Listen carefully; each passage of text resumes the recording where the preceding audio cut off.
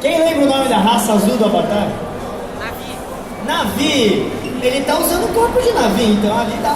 Sim, por isso mesmo, né? Biologicamente ele é um navio. E aliás, no final do filme ele faz um download numa árvore e um upload no corpo eterno, né? Então, pra gente, por não conhecer esses outros planetas, é como a gente explicar pro pessoal sobre o tempo, sobre cada um tem o seu tempo. Isso porque nós temos o nosso mundo físico e é difícil entender que cada um tem o seu tempo. Inclusive, isso já foi provado cientificamente. Em outros planetas, vai saber as magias que tem lá. As magias. Sim.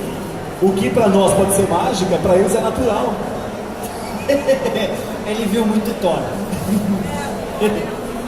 Thor é outro. Você tem uma ponte colorida que é um buraco de Verne, né? Seria. Você escorrega no planeta e cai na Terra. E deixa marcado no chão, né? Então, aí também como é que um ser de 1,80 m, vai, tinha 2 metros que ele tivesse, deixou aquele tamanho de marca. Bom, muito bem, vamos lá. A expansão das moléculas e o espaço entre os átomos.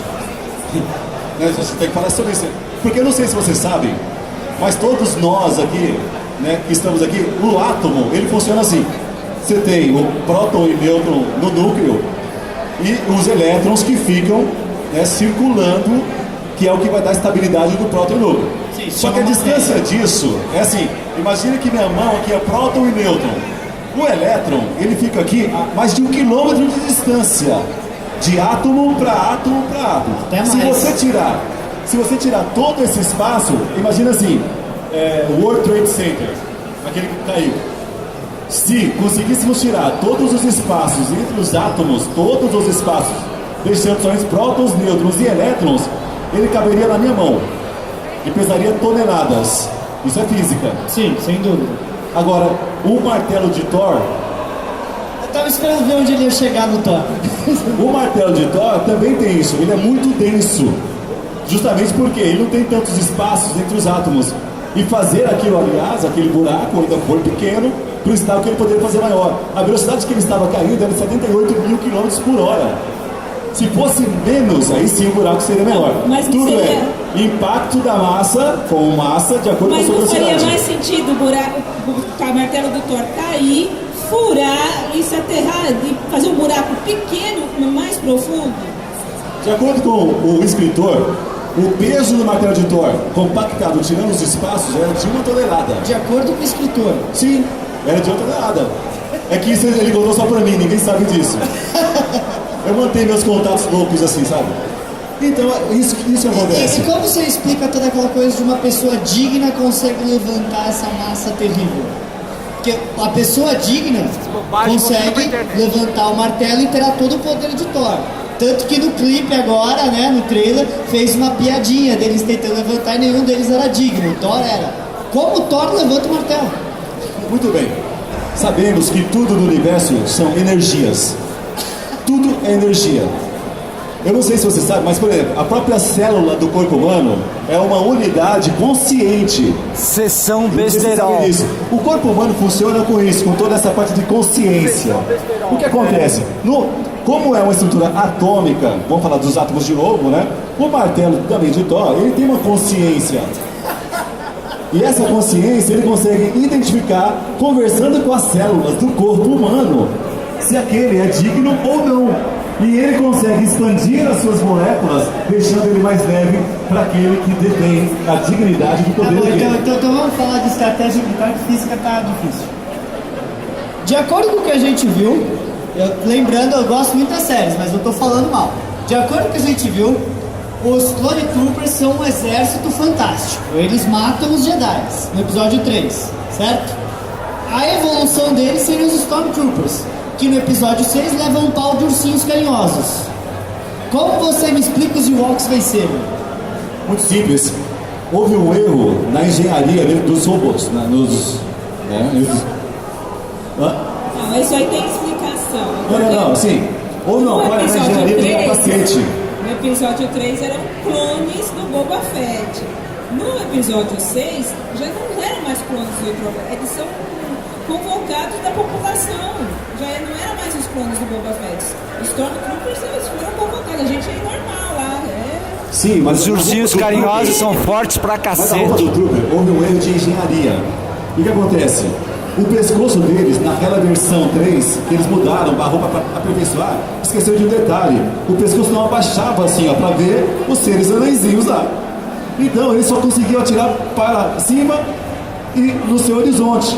Quando apareciam, todos aqueles seres minúsculos atacavam eles, não conseguiam enxergar. Erro, então foi um erro na roupagem. Isso! O problema é a cabeça de balde da Exatamente, porque eles esqueceram desse detalhe. Porque eles só vinham para frente, para o horizonte para cima. Quando os seres minúsculos chegaram, eles não conseguiam enxergar. Falando em conseguir atirar, ô Samir do Battlestar Galactica, Samir? me responde uma coisa. Como é que o Silon consegue atirar se o olho dele fica olhando pra cá e pra cá?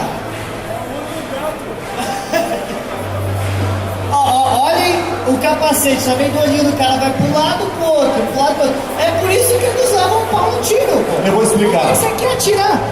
Eu posso explicar. Pode, vai, explica. Na verdade é o seguinte, o olho, né, do Cylon, aquele vermelho, na verdade, não é o que enxerga. Porque ele tem os raios de infravermelhos que nosso olho não consegue enxergar. São frequências baixíssimas, ok? E essa frequência baixíssima que o nosso olho não enxerga, ele está passando em toda a sua extensão. Por isso que ele não é só para onde está mirando o vermelho, são os infravermelhos. Tá explicado, né, gente? Tá fácil, né? Ó, nós temos pelas Tá cores fácil pra você? o infravermelho, e quando passa na cor mais alta, ela se torna o quê? Ultravioleta. Então os raios que nós não enxergamos são ultravioleta, mas ele usa o infravermelho que o olho humano não está capacitado a enxergar essa frequência. É isso. Entendi, muito legal.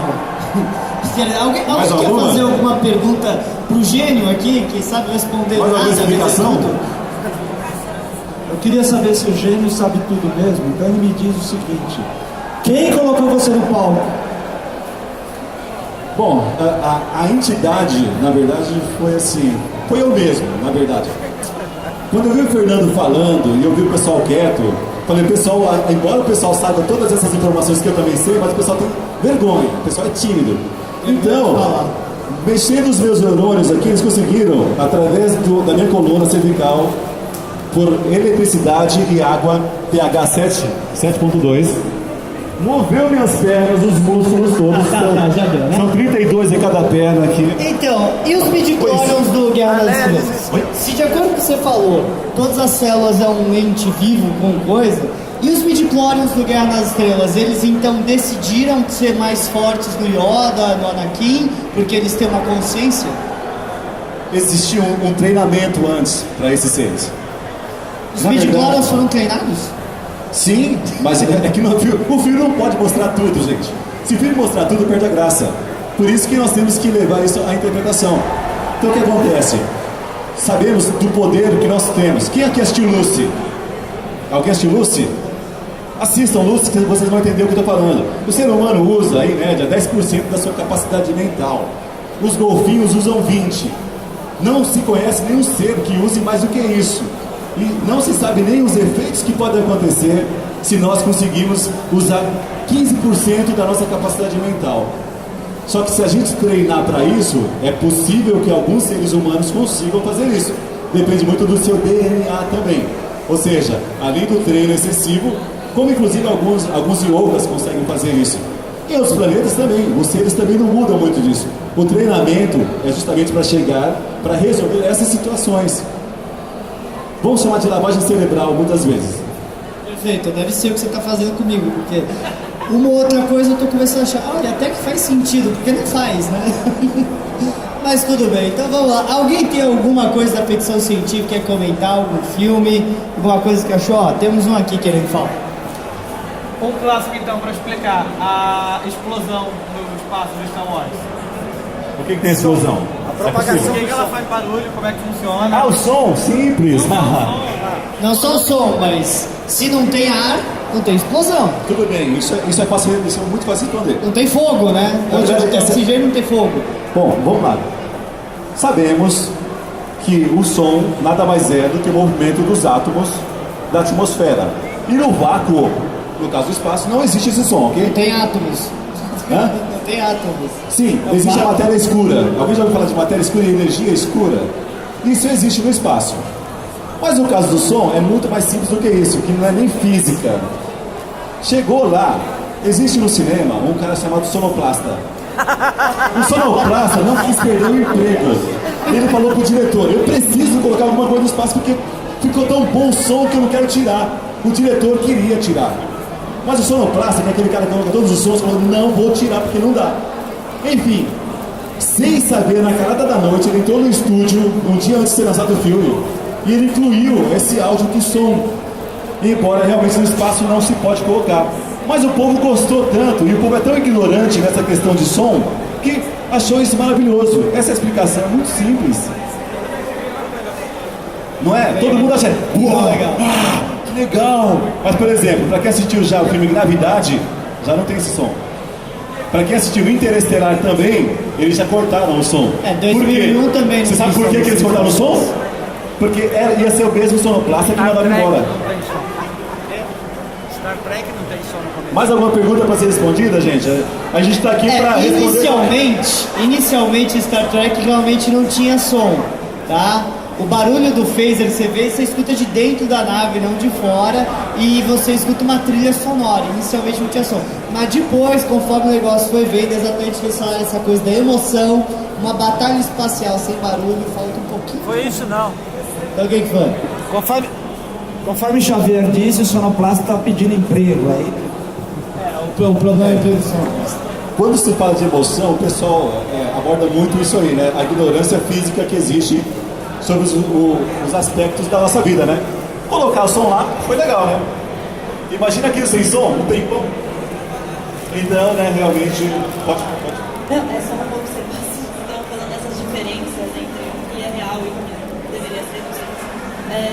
No espaço não tem como você saber se você está andando ou se você está parado. Então, não existe uma teoria que prove se você está andando em movimento no espaço ou não. Não sei se vocês sabiam disso. Então, você só mexe quando você recebe uma impulsão. Então, tecnicamente, você só para se você receber a impulsão para o outro lado. E se você não tem noção se você está andando ou não, então, portanto, você também não consegue saber se você está andando ou se está parando. Porque se você estiver parado, você dá a impulsão para um lado, você vai começar a andar. Mas se você tivesse, e a partir do momento que você está andando, você dá a impulsão para o outro lado, você vai parar. Mas você imagina que você está andando, por exemplo, e faz a impulsão para o lado oposto, e você começa a andar. Mas existem teorias de mas se eu colocar, então, se eu jogar alguma coisa para fora da nave, então eu vou saber se ela está andando ou não. Não existe isso, porque você no espaço e não tem como saber. Então a coisa continua em movimento junto, ou continua parada junto ao lado. Então tem isso que, na verdade, eles, em todas as coisas de ficção, dessas de espaço, eles sempre fazem alguma coisa aproximando, ou diminuindo, ou aumentando, para mostrar esse movimento, que na vida real, isso, na teoria, na verdade, né, no tipo de espaço para saber, não existe, ou não teria como saber. Até em relação a isso aí, eu fiz uma viagem ao futuro. Vai. O que acontece o real sempre que você tem que movimentar uma nave, você tem que direcionar o motor para uma zona de atrito. Que o único movimento que a gente conhece fisicamente é por atrito. Eu me movimento porque eu estou atritando meu pé para o chão e empurrando ele para frente no centro de gravidade. É por isso que eu consigo ir para frente. Então, você tem que direcionar o motor para uma zona de atrito, normalmente a Terra ou a Lua, no que a gente conseguiu fazer, para conseguir direcionar. E sim, se você jogar uma coisa para fora, ela vai continuar andando para frente com você, só que ela vai continuar na mesma direção que você jogou. Então você não vai ter um referencial aquela coisa para saber, por exemplo, velocidade. A gente sabe velocidade por quê? Delta VM é igual a delta S sobre delta T. Meu distância Deus por tempo. olha aqui a Tá bom, eu paro. Vai, pode falar. Sim, mas não tem atrito no espaço. A gente direciona para a zona de atrito, mas mesmo assim...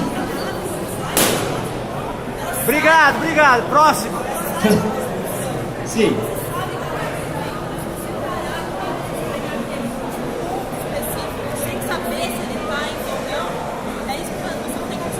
Sim. A gente tem até em Jornal das Estrelas episódios que eles falam, lança uma boia espacial e deixa ela parada aqui pra gente ver se a gente realmente tá andando. Porque se você não tem coisa pra medir distância, você não sabe. Mesmo porque você só sabe se você tá em movimento em relação a alguma coisa.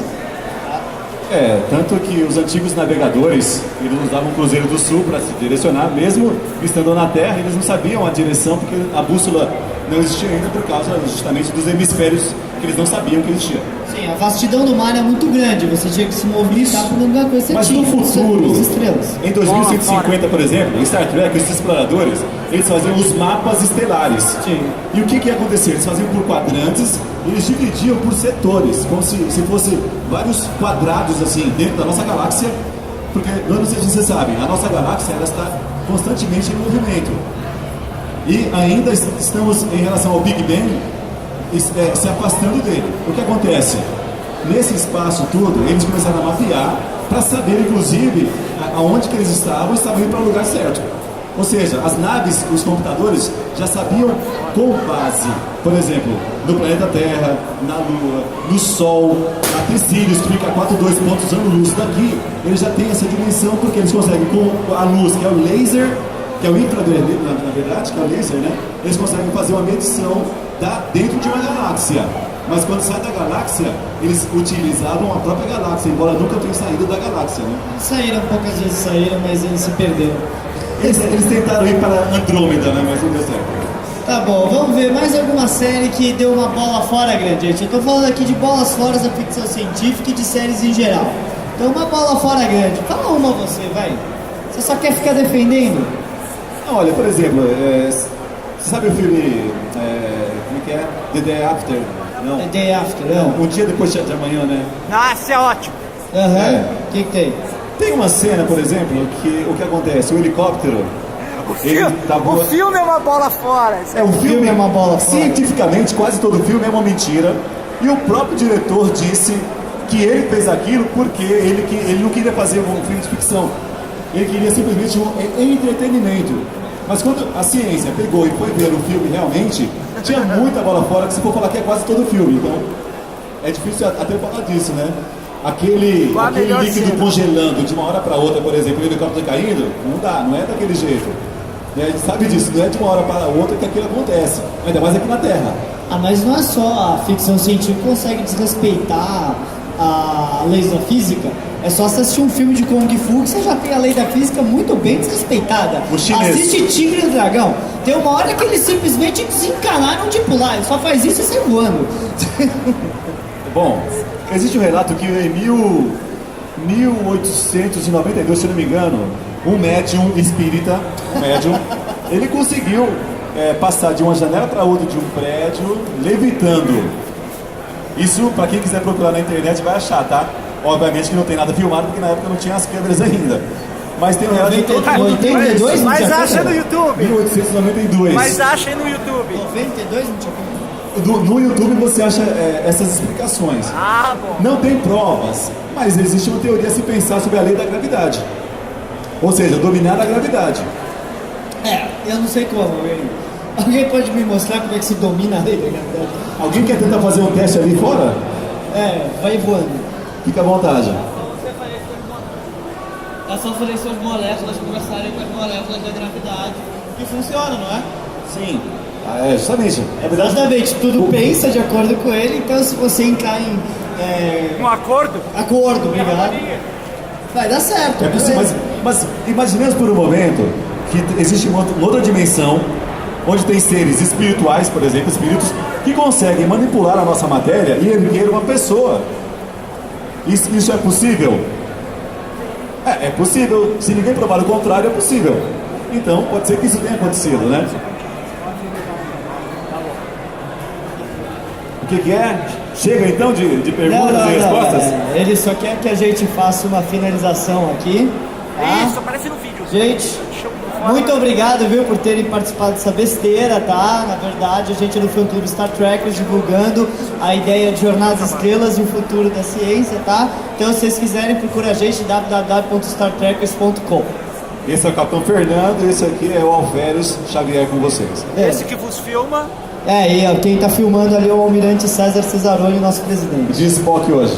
Valeu, obrigado, César.